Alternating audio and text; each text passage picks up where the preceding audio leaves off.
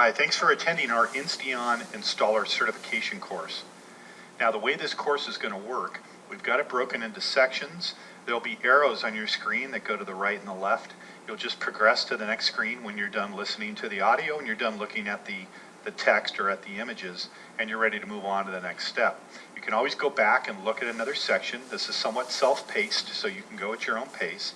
And at the end of different sections, we're going to have testing. Once you go through the test, then you'll go into another section. You'll see more content, more descriptions, more explanations, and then there'll be other testing. And you'll just move along through that process by navigating continually to the right using that arrow. When you're done, and if you pass the course, you'll get a certification that you can download, and you can move on to other classes that we'll have lined up that you can take.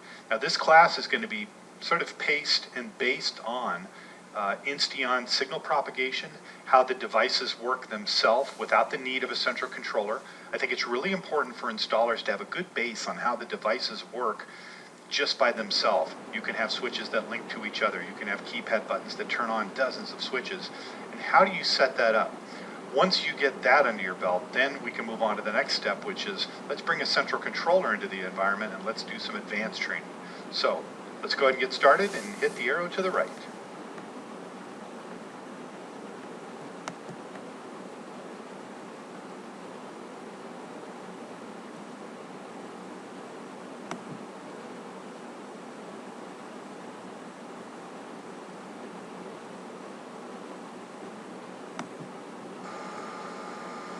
What is Insteon?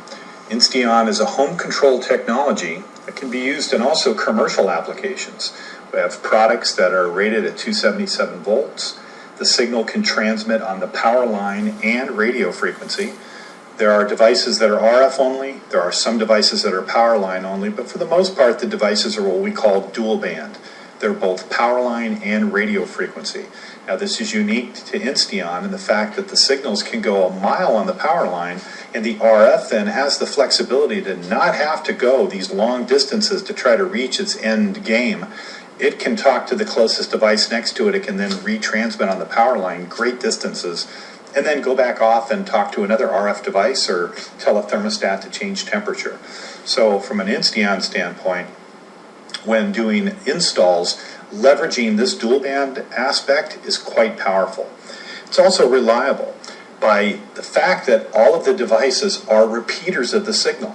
So when we send a command, it's not just send it and hope that it gets there, but all the devices are repeating the signal for the benefit of another device that might have been out of range from that first time that button was pushed and the device sent out a broadcast to all the devices, and maybe there was something just outside of that didn't hear it. Well, all the devices end up repeating the signals, and so then it became no problem for that device to hear.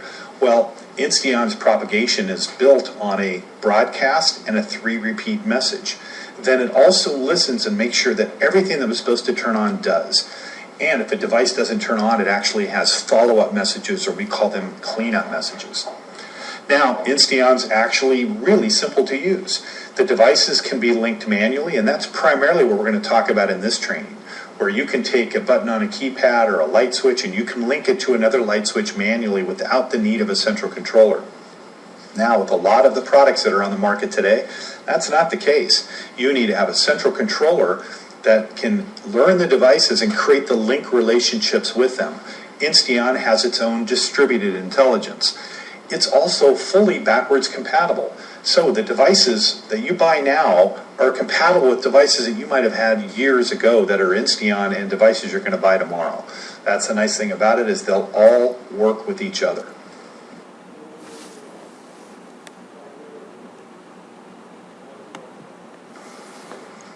The Insteon messages are very fast.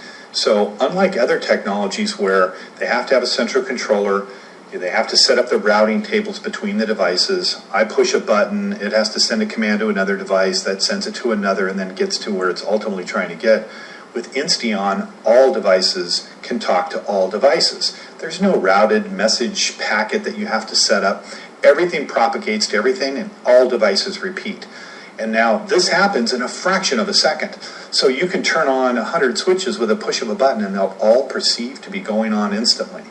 You also can have all the devices go to whatever level they want because they're their own smart little device. Everything has its own distributed intelligence. It also has the ability to link to 417 things per device. So let me explain that.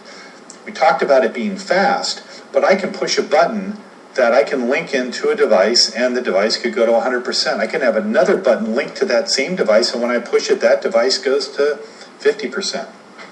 It's the same device, but based on which device is linked to it, it can act differently. Now that device doesn't have to send that traffic. You push the button and the device itself says, oh, I know what to do when I hear that command. I'm supposed to go to level X or whatever level it was set at. It can do that up to 417 different ways based on what device it's learned to. Incredibly strong platform, incredibly fast technology. It's also very affordable. You can take what would have been a $100,000 system now and you can put this together for just a few $1,000s. So Insteon's very affordable, scalable. You can start off small and you can build your way up. And award-winning. It's been in many articles, it's won many awards over the years, and it's arguably the best home automation protocol on the market.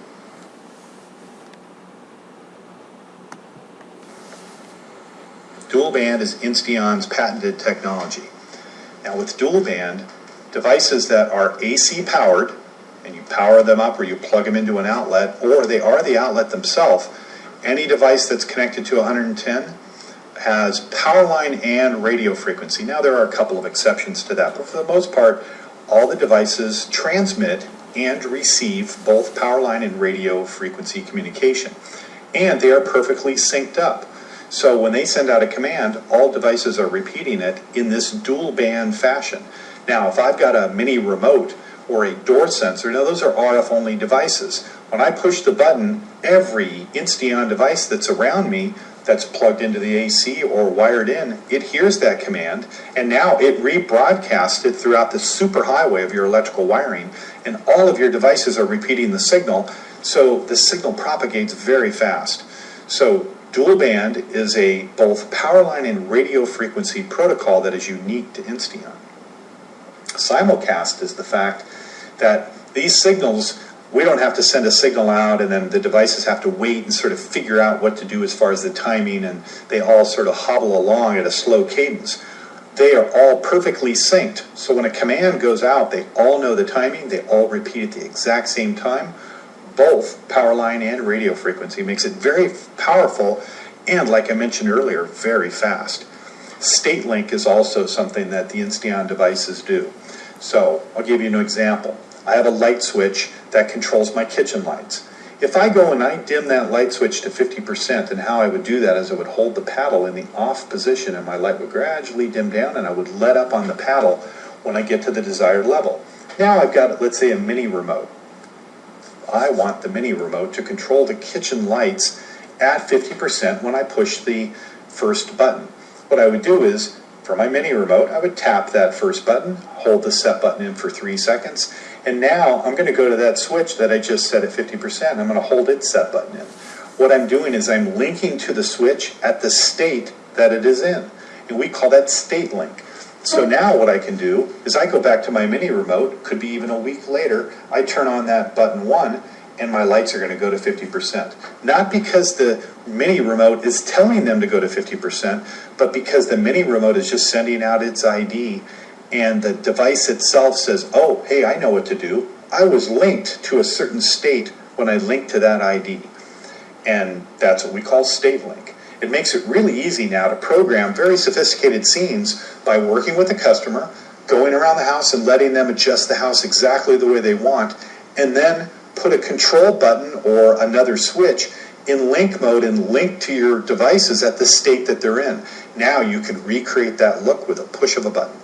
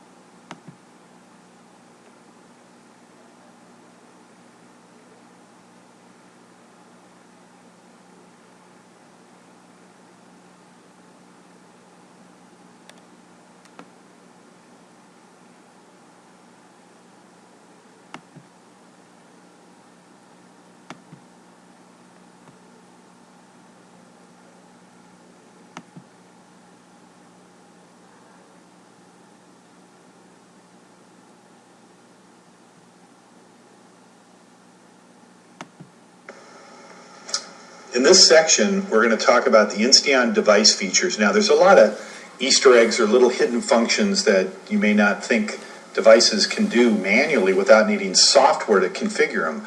So in these upcoming sections here, we're going to talk about things like how to set a preset dim level on a device, how to set a ramp rate. You can actually change the brightness of the LEDs and manipulate that right from the switch itself. Now, we're going to cover some of those things. We're not going to go over every possible thing that you can do.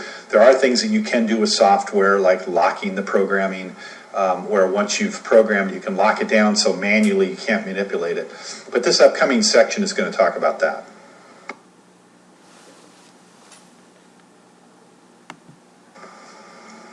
Now, earlier we talked about StateLink, and we're going to get into a little more detail about that. So the nice thing about StateLink is I don't need to have some software where I can go through and have to write some conditional logic that says if this button gets pushed, then I want that device to go to this level.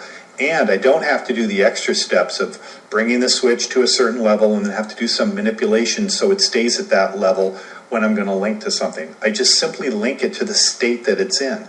So I'm going to give you some other scenarios here of what that looks like.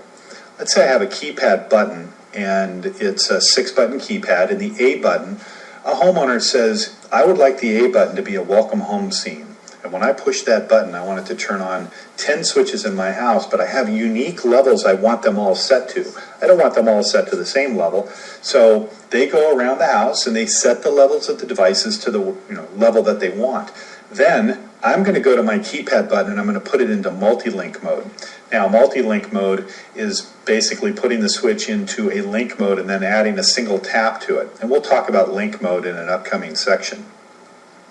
Once we're in that mode, we can now go to all the devices that the customer set his levels at and simply hold the set button in for 3 seconds, go to the next switch and hold it in, go to the next switch and hold it in for 3 seconds.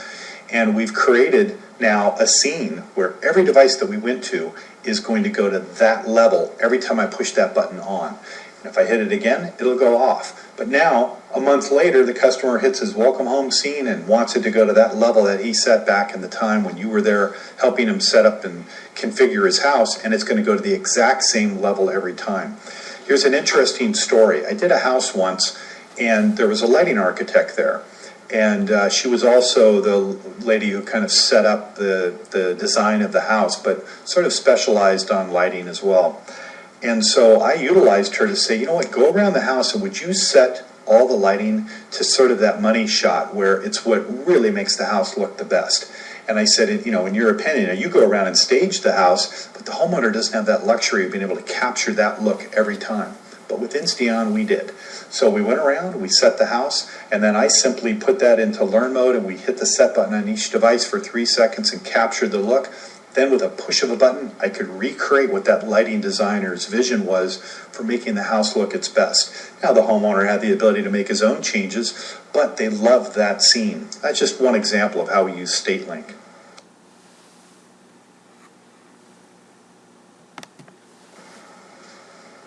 Linking is Insteon's way of creating relationships between devices. Now, every Insteon device has a unique identifier.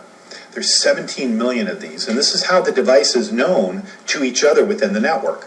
And this is how when a button gets pushed, it sends out its unique identifier. Other devices that are linked to that device, they know what to do because they go, oh, hey, I know that ID, and they look in their database and say, I'm supposed to go to 50%, or I'm supposed to go to 100%, or whatever parameter they were set to when they were linked. So the process of getting the device into link mode is pretty simple. Now, this all can be done with software, and we'll talk about that in other trainings, but right now we're talking about manually manipulating the devices. So you simply go to a device, and for purposes of this, I'm going to talk about a light switch. You'll go to the light switch, you'll hold the set button in for 3 seconds, the light switch is going to start to flash. Now I can say, you know what, I want that switch to be linked to this switch down the hall. I'm going to go down the hall, I'm going to turn that switch on, I'm going to hold the set button in for 3 seconds. I've now created a link from my first switch to my second switch.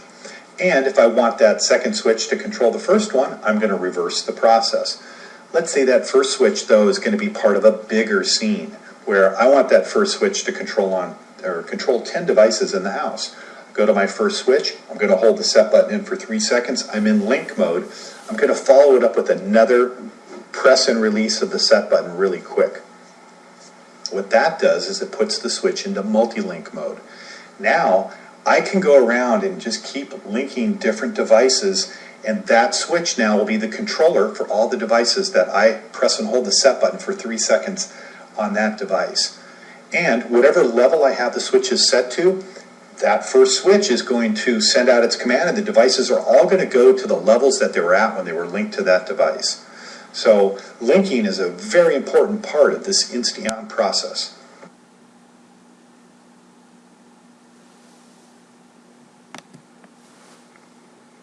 Unlinking is a situation where you've got a switch that you link to something, and you said, I don't want it linked to that. I really want to link it to this device over here. So you don't want to just factory reset the switches. You can simply just unlink it. Now that process looks like this. Let's say I have switch 1 linked to switch 2. So when I turn switch 1 on, it turns on switch 2.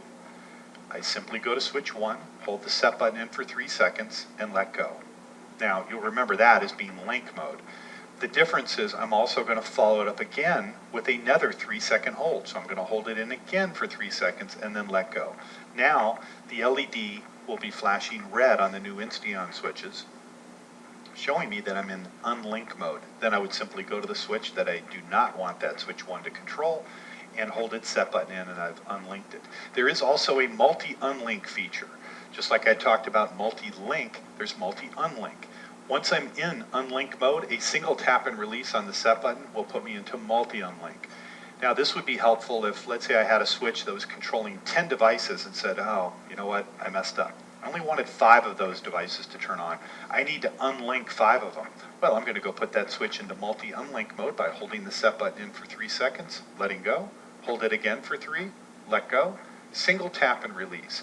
Now the switch is in multi-unlink, and I'm going to go to the 5 switches that I want to remove and hold their set button each for 3 seconds. So I go to switch 1, hold it in, switch 2, 3, 4, 5, the other 5, and they're all going to unlink from that first switch. I can go back and tap the switch a couple of times.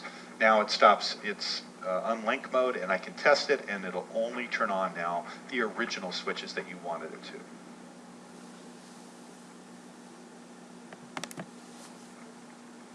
Cross-linking is 2 switches or more that you want both to control each other. So when you create a link from, let's say, switch 1 to switch 2, and then you link back, we call that a link and then a cross-link. So both devices now control each other, similar to a 3-way in a hallway.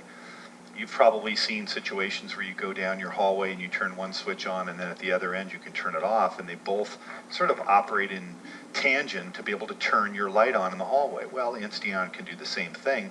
You have one switch that actually controls the load. The other one can just have the load capped off and wired up as a hot and a neutral.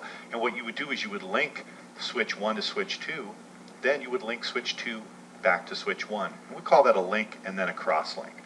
So cross-linking devices will give you status on both devices or buttons. It could be a button on a keypad. I push the button and my garage door opens. Well, I want to link my keypad to the I/O link, but I want to link the sensor back to the button. So we've cross-linked the sensor back to the button. It's just a process of keeping real-time status where you've created virtual links.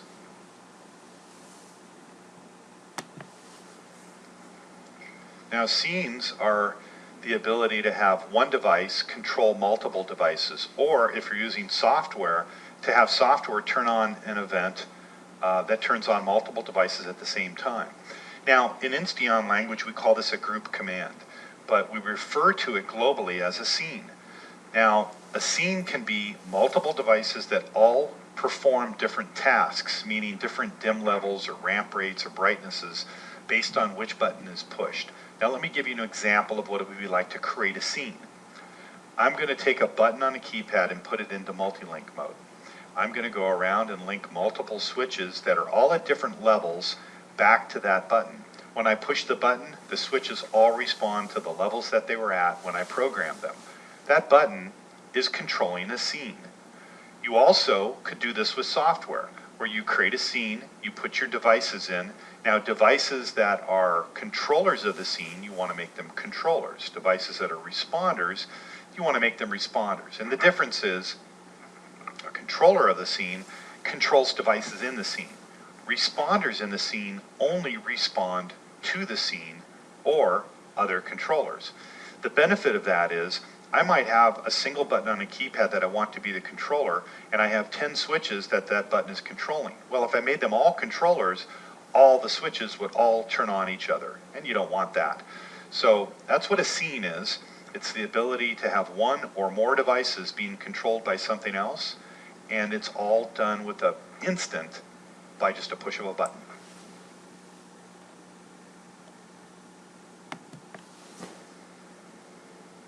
Preset dim levels or local on level and local ramp rates are another couple of functions that you can do with Insteon dimmer switches. The process is going to be you either brighten or dim the switch to the desired level, then you press and release the set button once. Now, every time you turn that switch on, it's going to go to that desired level. That's how you create a local on level at your switch, or sometimes referred to as a preset dim level. When it comes to ramp rate, it's a similar process, except it's going to be a double tap.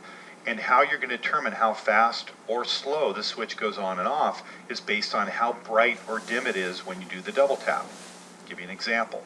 If the switch is at 100% and you do a double tap on the set button where you push it in and kind of rapid tap it twice, that at 100% when you do that, the switch will now go on and off instantly. If you dim it all the way down so it's one notch below off and you do a double tap, you get about 7 or 8 seconds. And it's going to be just a variation in between. If you're somewhere in the middle of the dim scale, you might have 3 or 4 seconds of a ramp rate when you follow it up with a double tap on the set button. So that's how to set a local on level and local ramp rate.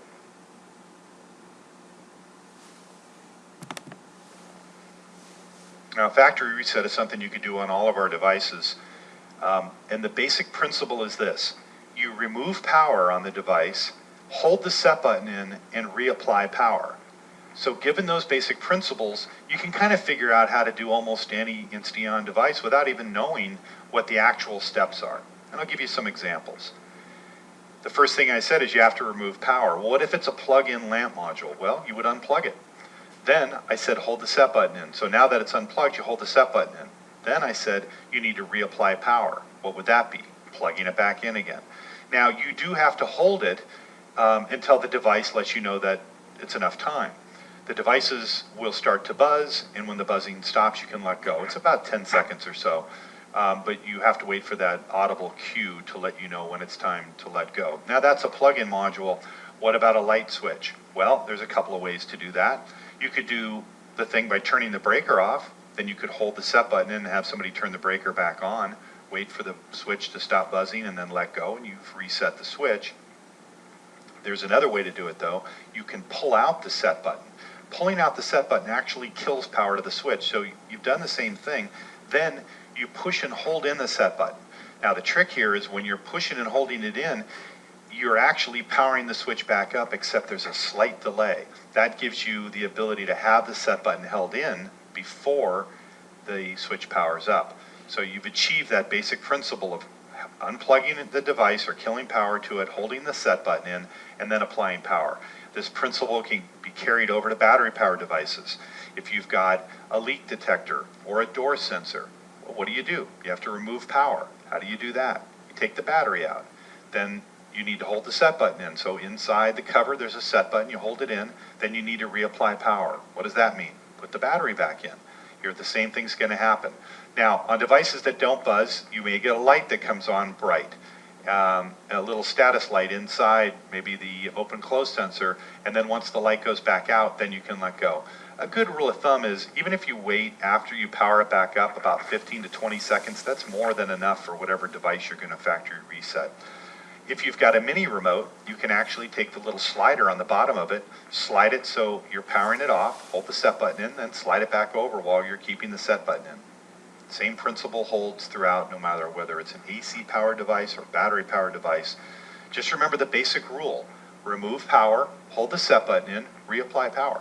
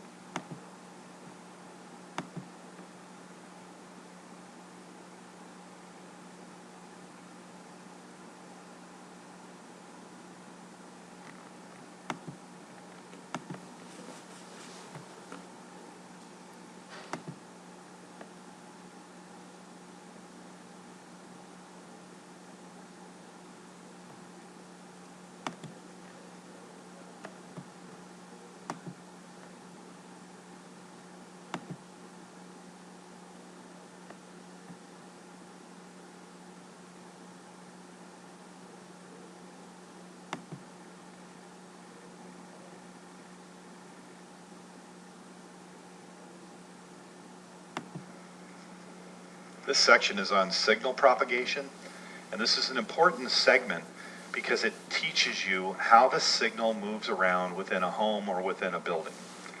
And we call that propagating the signal. If there are things that influence the signal, like maybe noise on the power line or RF interference, we want to teach you how to be able to get around those things. Also, in a general install, you want to make sure that the electrical phases are bridged. So what are those? Well, electrical phases are the two legs of power that come into your panel. If you've got a switch plugged in to a circuit that's on phase A and you're trying to talk to something on phase B and they're not within RF range of each other, well, you need to have something that bridges those phases.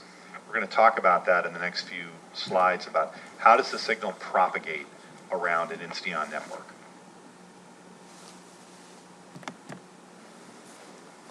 In the graphic up above, we're showing how a power line signal goes to RF and can reach an Insteon thermostat. Now, it could be any Insteon RF device, but in this case, I've got a switch that's on the wall.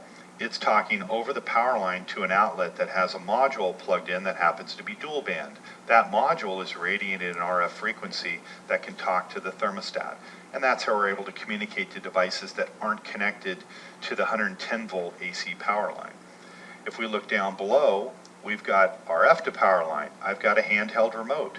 I'm sending a command to a device plugged into a module that also is dual band and can receive that signal. Now the signal is converted onto the power line and it's making its way all the way around over to the other device that has a lamp plugged in and to be able to control the lamp. And they're not even in the same room. They could be in different buildings. As long as they're on the same power line, this is how you can get an RF device to be able to communicate to something that may not be within RF range of it. Now, you're also going to want to make sure the phases are bridged. And I talked about that earlier. Right here, we're not showing the process for that. But in the next slide, I'll talk about what phase bridging is and how important that is.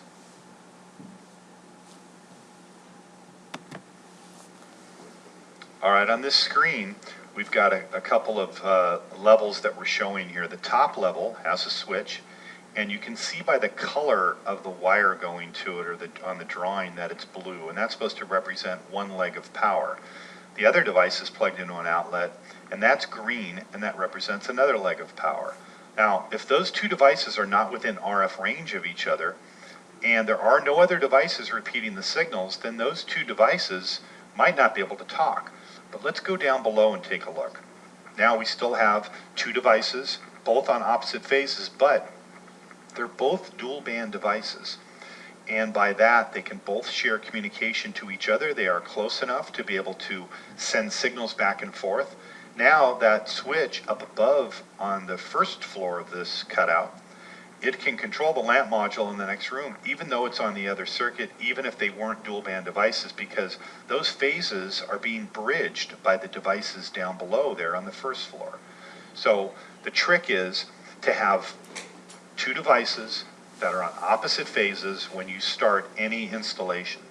How you can do that is take any dual band device and tap the set button 4 times really quick. Once you've done that, the device will start to beep repeatedly and it's in phase discover mode. Then you're looking in a close proximity, working your way out from that device and looking for a device that's flashing green predominantly. Once you find that, it means that device is on the opposite phase. If those devices stay where they're at, then they will be your means of phase bridging. Now, arguably, when you start installing this stuff, it just happens naturally, where you're going to get two devices on opposite phases that are dual band in range of each other. But when you're starting out, to make sure that you don't going to have any communication issues, make sure you get the phase bridging taken care of.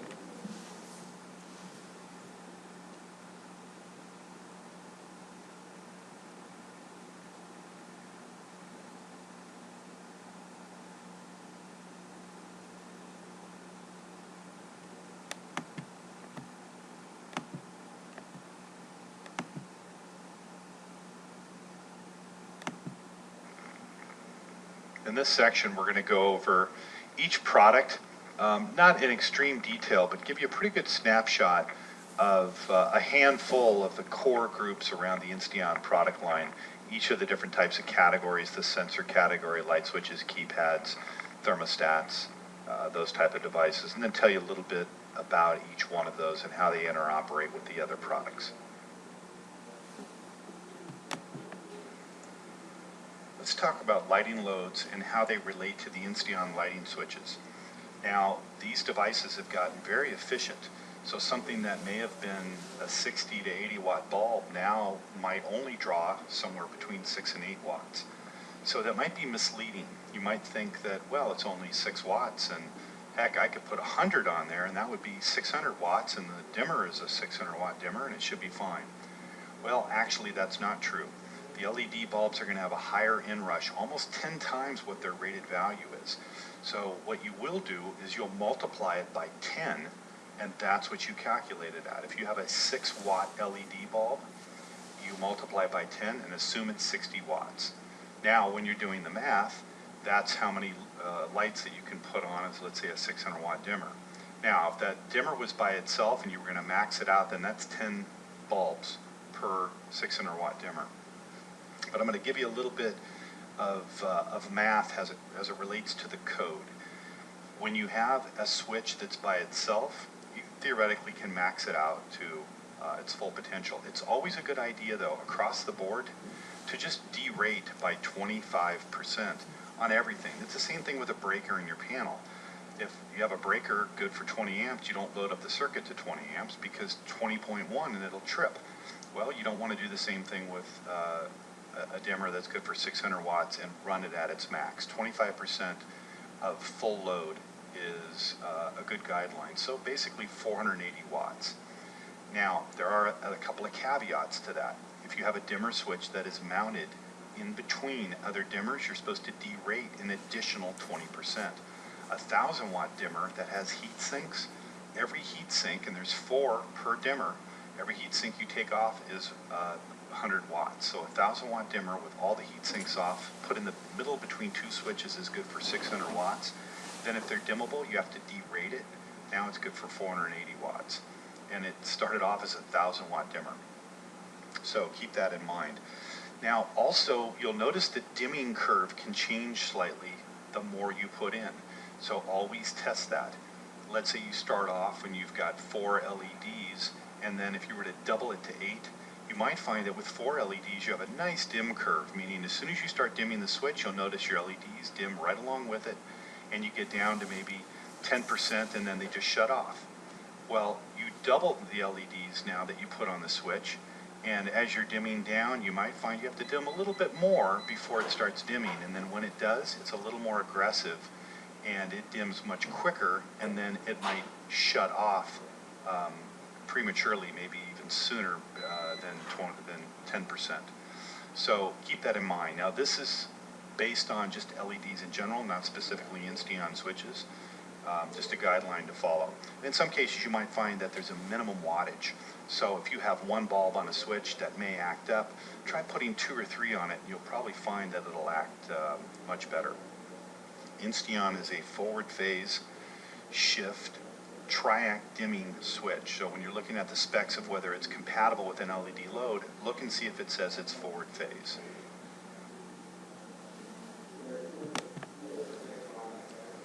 Now in the coming sections, we're going to start talking about some of the Insteon products and going over some details about them.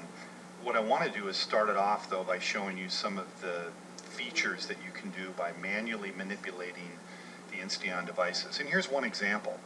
Let's say you've got a customer who's got an Insteon switch. It's in their bedroom. The light is kind of bright. It maybe faces them in bed. And they ask, hey, is there any way we can dim these LEDs? Now let's assume they don't have any software. You just put the switches in. You gave them a mini remote that controls the lights, but they want the LEDs dimmed. Well, you can actually do it manually. What you do is you'll press and hold the set button in on the switch. The light will start to flash green, and it takes about 3 seconds. You'll also hear the switch beep. You're going to let go. You're going to press and hold it in again, and for 3 seconds and then let go. Now it's going to flash red. Now you may recall that what we've done now is put it in unlink mode. And that first time we held it in for 3 seconds, we were in link mode. So it's a similar process to what we've talked about before. So now you're on the third set where you hold it in again, it's going to beep and stop flashing. But if you do a bright and dim on the paddle, you can change the LED intensity, make it brighter or dimmer.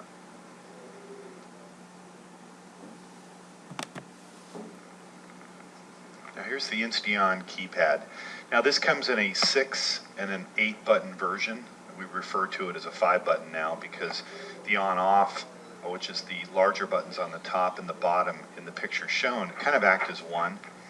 In the 8 button, there's 8 separate buttons, and the one in the upper left, if you push it once it goes on, and push it again, it toggles similar to the way the other buttons work. Now you can manipulate these buttons many ways. You can make it so they only send on commands. You can make it so they only send off commands. You can set them so they're grouped, meaning I've got 4 buttons, and one of them is welcome home, another one is maybe evening, another one is late night, and another one is morning. So I can toggle between multiple buttons, and what it'll do is it'll turn the other buttons off. So grouping is an option. Now in software you can do this really easy. Now in this video I'm not going to go through the steps to do that, but there is a manual way to manipulate the keypads to do it. Now I also want to talk about, these are kind of the pinnacles of control for each system that you put in, but use them sparingly. Now this is my own opinion, but I don't like to put dozens of keypads in a house, and I actually saw a house that had 90 keypads once. And what happens is it's way too many buttons, way too many options for the user to even remember what they all do.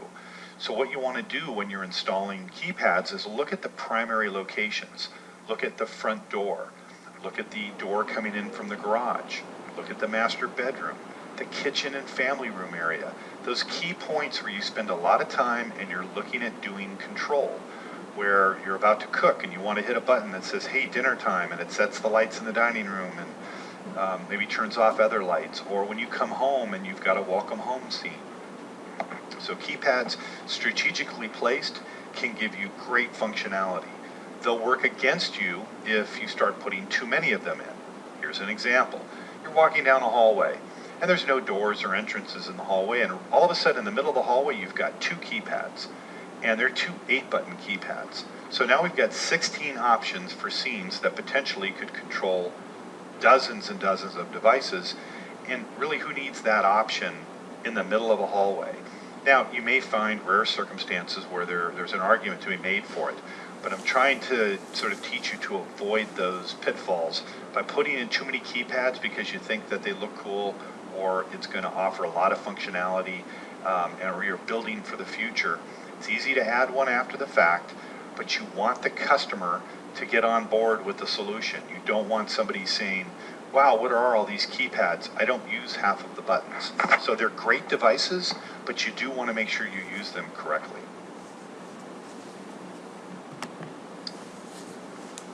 In this section we're going to talk about how to take an 8-button keypad and turn it into a 6, or a 6-button into an 8. So if I have an 8-button, I want it to be a 6, I'm going to buy a button change kit. There are 4 screws that are holding the existing 8-button assembly in place. I'm going to take those off, put the 6-button change kit in place, and then use the 4 screws and bolt it back on. I'm then going to pull out the set button on the keypad because I need to tell the internal functions of that keypad now to act like a 6-button and no longer act like an 8-button. So I'll pull the set button out for about 10 seconds. I'm going to hold on and off of the new 6-button keypad assembly. Hold those in and then push the set button back in. I'll keep holding in the on-off, and then I'm going to hear a beep and then I can let go. Now it's a 6-button. To do an 8-button, I'm going to do a similar thing. I'm going to go from a 6-button configuration, put the 8-button keypad kit on, then I'm going to pull out the set button for 10 seconds. I'm going to hold the upper left corner, which is A, bottom right corner, which is H, and hold those in, and then I'm going to tap the set button back in, and then once I hear it beep, I can let go. Now I've converted it to an 8-button.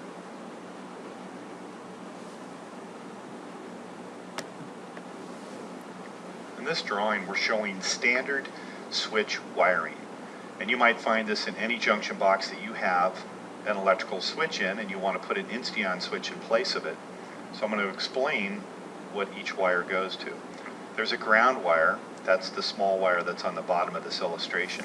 That is going to hook to the metal frame of the box, the junction box that you're in, or to the ground wire.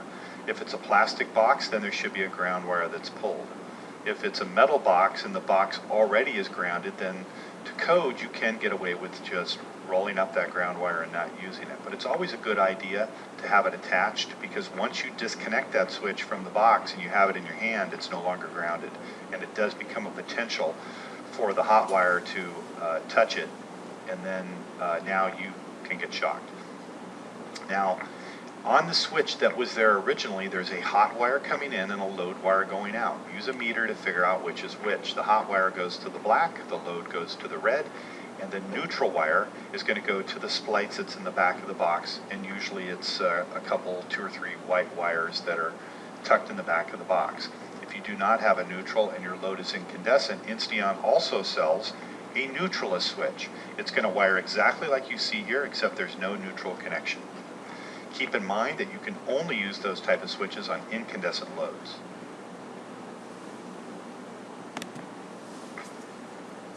In this drawing, we're showing 3-way wiring and how it would work with Insteon. Now, I'm going to give you my own take on it. This is how I do it, as being an electrician for many years. The first thing I do when I go to a 3-way switch, and I'm going to replace it with Insteon, I'm going to pull the switch out of the wall. I'm going to take a look, though, at the screw color terminals. You will find 2 that are the same color, 1 that is different. The one that is different is going to be one of 2 possibilities. It's either the load wire or it's the hot wire. Now, if it's the hot wire, that one is going to connect to the black wire of one of your switches. And you're going to identify that as the hot. So now that you've taken the wires off all of your switches, because you've identified both ends. Now when you do a 3-way, you've got 2 switches you had to pull out. You're going to look at both of them, and we want to identify that wire that is on the odd color screw. Maybe there's 2 brass and a bronze, or a dark one and a silver one. But the oddball one is either going to be your hot coming in or your load going out. Just identify them. Now what you're going to do is, whatever one has the load wire, that is going to have the red wire of one of your switches connected to it. And that is the only switch that you're going to use the red wire on. And you're going to hook up all of them on that switch. So the red wire will connect to the load. Now look in the box. You may not have any other wires other than the 2 travelers. If that's the case, you're going to have to get your hot and your neutral from the other junction box. That's what those travelers will be for. And you'll want to retape those wires so they take on new identities. The neutral one of the travelers will have a white wire, and the other one will have a black wire if it's not already black. So let's continue on further. I've identified which one's the load, and you'll use a meter, because whatever one is hot of the 2 that you identify, the other one by default will be the load. That is going to be the one where you will hook up the entire switch, all wires. The other one where the hot is, you've already hooked the black wire up, and you're going to hook the neutral wire up, and you're going to cap off the load wire. Now, you're going to take one of those travelers and connect it to the black. You're going to go to the other end where you've only hooked up the load wire and grab the same colored traveler and hook it to the black wire of your switch.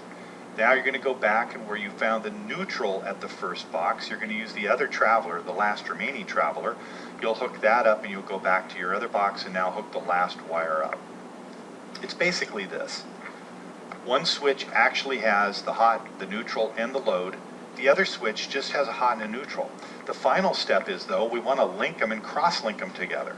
So we talked about that earlier, but you basically press and hold the switch on one button for 10 seconds, or hold the set button in for 3 to 5 seconds, and the switch will go into link mode. Go to the next switch, make sure it's in the on position, and hold its set button in. You're then going to reverse the process. Go to the switch you just were at, hold its set button in, and go back to the first one with the switch in the on position and hold its set button. You've created a link and now a cross link, and now you've wired in Insteon in place of a 3-way switch setup.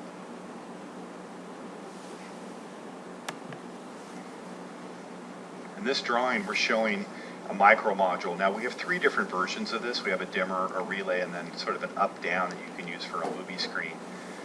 These are cool devices. You can do lots with them. You could hook up a micro module like this behind an existing light switch. Now this is showing where we're using just a standard contact, like a mechanical switch, that can trigger this micro module that anything it's linked to could turn on, and not only turn on its own load, but anything it's linked to. So where might you use something like this? Well, imagine that you had an old Victorian home and you've got push buttons, which you would find in these old homes, that you use as your on-off switches. The customer says, you know, I want to keep the old look of this, but I'd like to automate the house. Well, behind that you could put a micro module still connected to the load like it's wired here, but you would take the yellow sense wire and hook it to one side of your old mechanical push button switch. You would take another wire off the line and you would hook it to the other side. You could also use the purple wire that's attached with the micro module. It also provides a control voltage. But now you touch those together and it's going to tell the module to turn on. It's also going to turn on anything it's linked to. So the cool thing is I could have a 100-year-old push button switch that is turning on 75 Insteon devices around the house.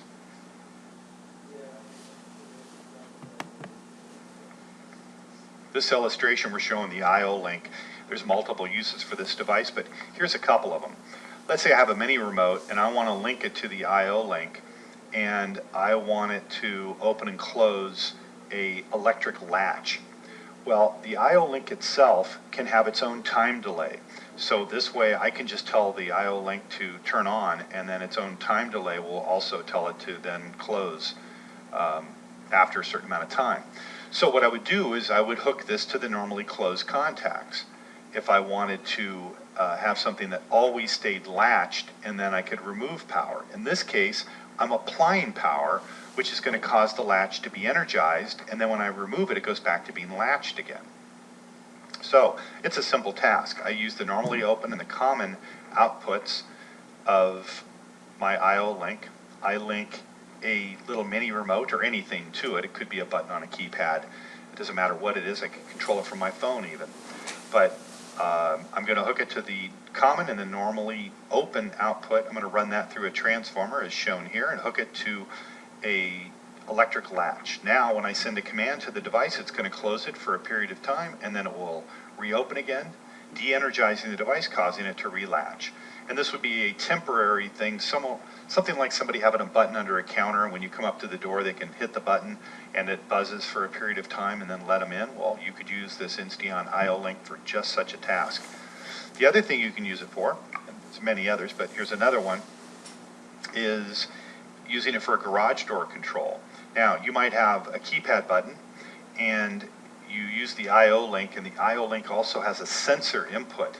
So if you go between sense and ground and you run it through a mechanical set of contacts, when your garage door opens, it's going to say off, and when the garage door closes, it's going to say on. And now you've got status of whether your garage door is open and closed. If you link the sensor of the I/O link and link it to a button on a keypad, the button will light up now every time you open and close your device.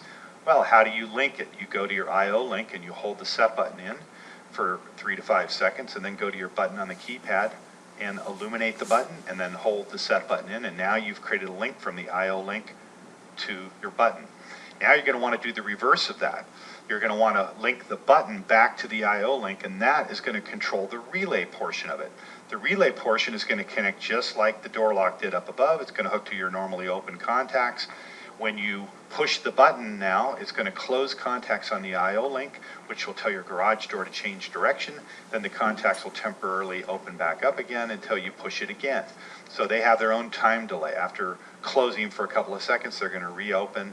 And then if you push it again, it'll just change direction. They'll close and they'll reopen. So it works just like it does when you go to the button on your door or on the wall in your garage, and you push it. Your garage door opens. As soon as you let go, those contacts aren't closed anymore, but the garage door is kind of on autopilot. And the I/O link is really no different. You can set it to multiple modes. You can set it to latching or normally open. There's also different button configurations where you can have it respond to on or off commands to do the same thing. What that means is I might have a button on a keypad, and no matter what I do, whether I push it on or off, I always want it to send a command to the I/O link to have it close contact. So you would set it in the contact settings of the device. You want to set it to respond to an on or an off. And there are multiple settings that you can set in this device. You can look at the instructions that are online, but you can set extended time delays and set the latching fundamentals from either latching or temporarily latching.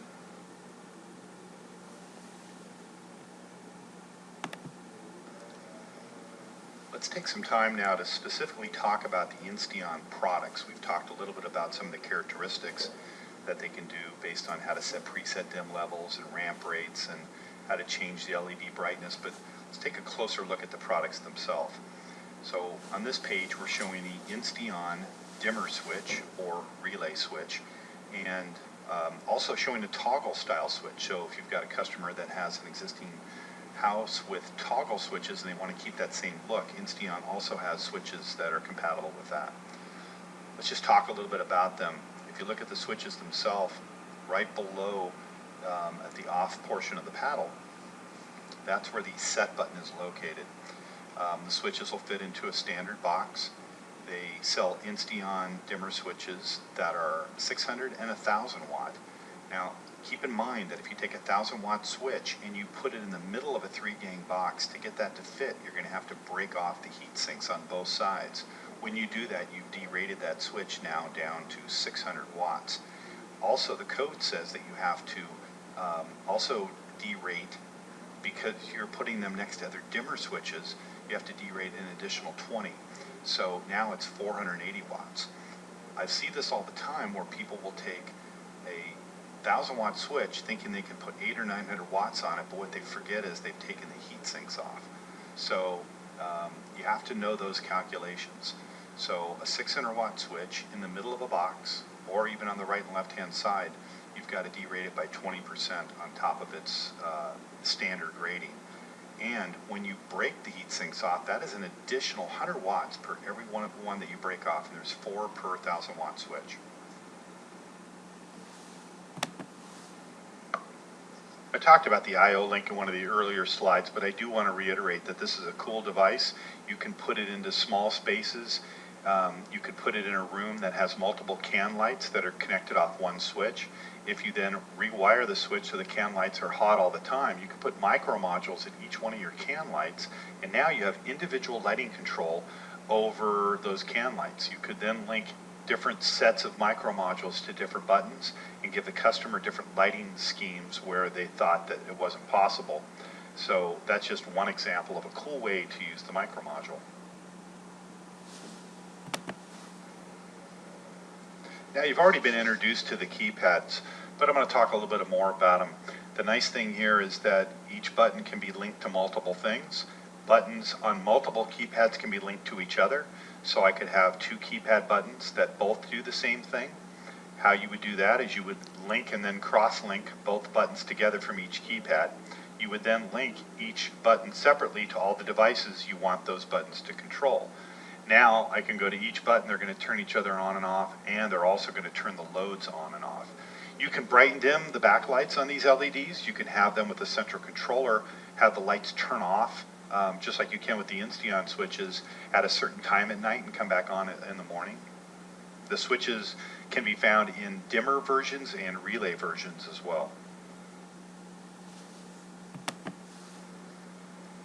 Now, the DIN rail is a product that we haven't talked about yet, and it's basically a dimmer switch or a relay switch, smaller rating capability. It's got about 5 amps that you can put on it and 300 watts.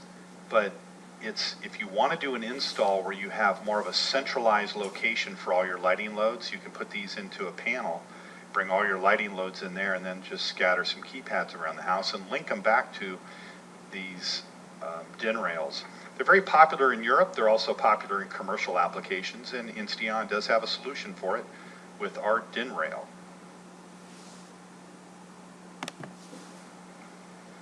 Well, this section just covers plug-in modules in general. We've got outdoor weatherproof appliance modules that are good for 15 amps. There's one shown here in the picture on the right-hand side of the three that are shown. To the left there, it's a IR link transmitter or IR link receiver. And then we've got a plug-in lamp module or appliance module. And there's other types of plug-in modules. The IO link is a plug-in module. But just know that these devices also can link to the other devices that we've talked about. Well, here's an example. I've got a button on a keypad. I want it to link to my outdoor appliance module because I have a water feature I want to turn on. Or I have Malibu lights that I want to turn on. So if you're a contractor and you go out, you install outside lighting, these are perfect products to use to be able to control from in the house. You take a button, you put it into learn mode, you go outside and plug this thing in, hold the set button on the bottom. You've now got a control from inside the house to lighting loads that are outside the house. Perfect around holiday time, Christmas, Halloween, anything where you've got a lot of lighting control or other cords that need to be controlled out front, especially during timed events. Saves you from having to run around and unplug cords. You can just put in outdoor modules, and it makes it really nice to have them come on with the push of a button. Now, sensors is a fun category for the Insteon product line. I'm going to tell you a story about one of those sensor devices. This happens to be the leak detector. Now, over the years, I'd given my brother an Insteon hub and some devices to put in his house, and every time I'd see him, he's like, I need to get around to putting that stuff in one of these days. Well, this last November for Thanksgiving, he went to visit his son and daughter-in-law in Texas. They were going to spend Thanksgiving there. They decided to drive. They were about 3 days into their trip, and my niece had come back to their house because she was on her honeymoon. She came back to pick up her wedding presents, and when she opened the door, a flood of water came out, and apparently the hot water heater burst and had been running for 3 days. So it flooded the house. If he had put in the leak detector, he would have been notified and could have prevented the total gut job of that house and the $200,000 it's going to take now to put the house back the way it was. So, moral of the story, get yourself a leak detector and some Insteon products in your house. Let's talk a little bit about what each one of these are, though. We've got Insteon motion sensor, and the motion sensor supports a lot of different things. There's temperature and humidity, also motion. It's got a tamper sensor, so if you mounted it on something and somebody were to move that device, you'd be able to know because the device would have shown that somebody tampered with it. The leak detector is self-evident that if I put it in an area that I'm looking for it to sense water, I'm going to be notified if there is water. The open-close sensor, which is a magnetic contact, kind of like you have on an alarm system, can be used to trigger a light on when you open up a pantry. It can be used when you're on vacation to notify you that somebody came in your house. There's also a hidden door sensor option. So the hidden door sensor, you can drill into your door jamb, and you can put this little plug in that has a battery, but it'll sense whether the door is open and closed, but it's a hidden sensor that nobody can see. So, some pretty cool devices from Insteon, and these sensors I really like because it helps the customer stay engaged with their home. When you're on vacation and somebody comes over to feed your dog, you get the notification that they came in the front door. You can also get a notification that they turned the light on in your closet. You might say, what are you doing in my closet? So, Insteon devices can be used for many things other than just lighting control. Mini remotes, these are pretty handy. Now, there's a little bracket that Insteon sells as well that you can put behind an existing switch plate. Now, here's where you would use that. Let's say you've got a single gang switch and you put a 2-gang switch plate there. Well, behind the side of the separate gang that you've just added, there's just going to be wall behind it because you didn't actually cut out behind the wall to add another switch. But you screw in this little bracket, and now when you put the 2-gang plate in, the Insteon switch can stick right in there. It's battery operated. They also have a visor clip and a little tabletop stand. They sell it in a single paddle version, a 4-button or an 8-button. There's a little USB mini, a 15-minute charge, lasts about 6 months, and there's also an on and an off button on there. So it's a pretty cool little product. Something you can just keep by your nightstand to be able to turn things on and off. Or if you just want to stick a switch anywhere, you can take that same little bracket, you can screw it into the wall with a couple of screws, then you can snap your switch in there and then put a standard plate right over it. It'll look like you have a regular Decora switch in your wall, and it's all battery operated.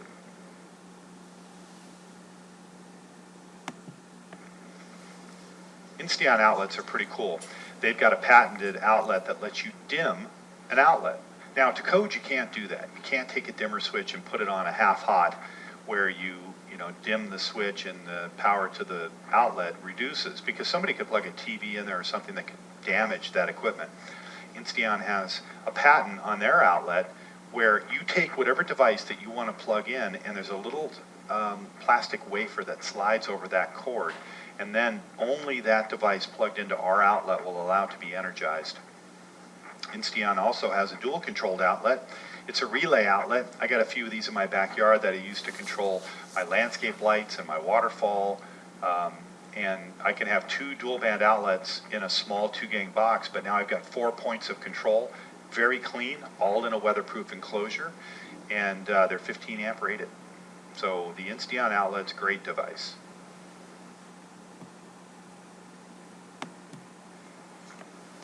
Here's some other random devices.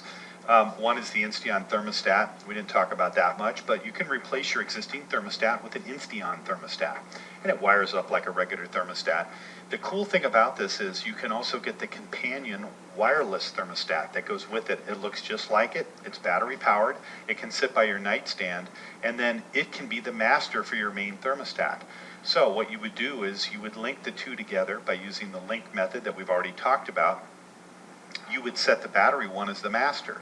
Now, for situations where a customer might have a thermostat downstairs, but their bedroom is upstairs and it gets a lot hotter, but they want it to be a little cooler at night, well, now they've got control of their own temperature, because it's going to now trigger the main thermostat off the temperature of their remote thermostat in their bedroom.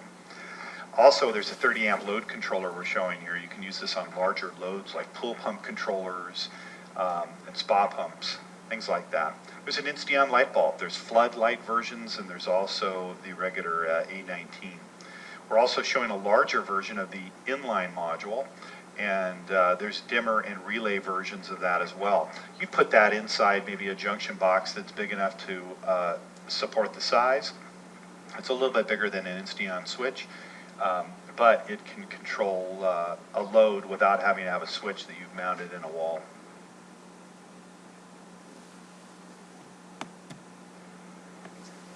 Now, we've talked about the fact that there are central controllers, and I'm not going to do a training in this video, but I do want to show you some screenshots. With the Insteon hub, you can link in and control all your devices. You can set up those 3-way scenes, those link and those cross links. It's also compatible with the Apple Watch, and you can learn in the Insteon cameras. It's a nice offering. It gives you some basic conditional logic, but I really like it for a good starter hub controller for a customer.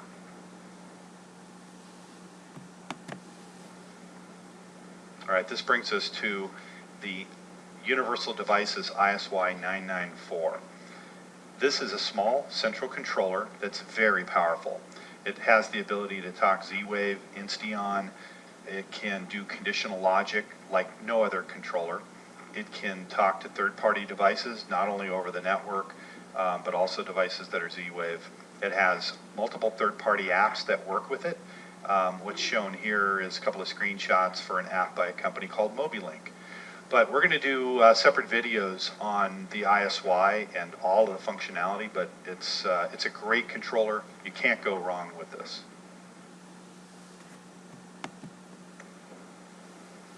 Well, you made it to the end, and I want to thank you for taking the time to go through our Insteon certification training program. It was a pleasure having you. I hope you learned a lot, and we look forward to any feedback that you might have. Keep a lookout for other training videos that we do in the future, and good luck on your installs.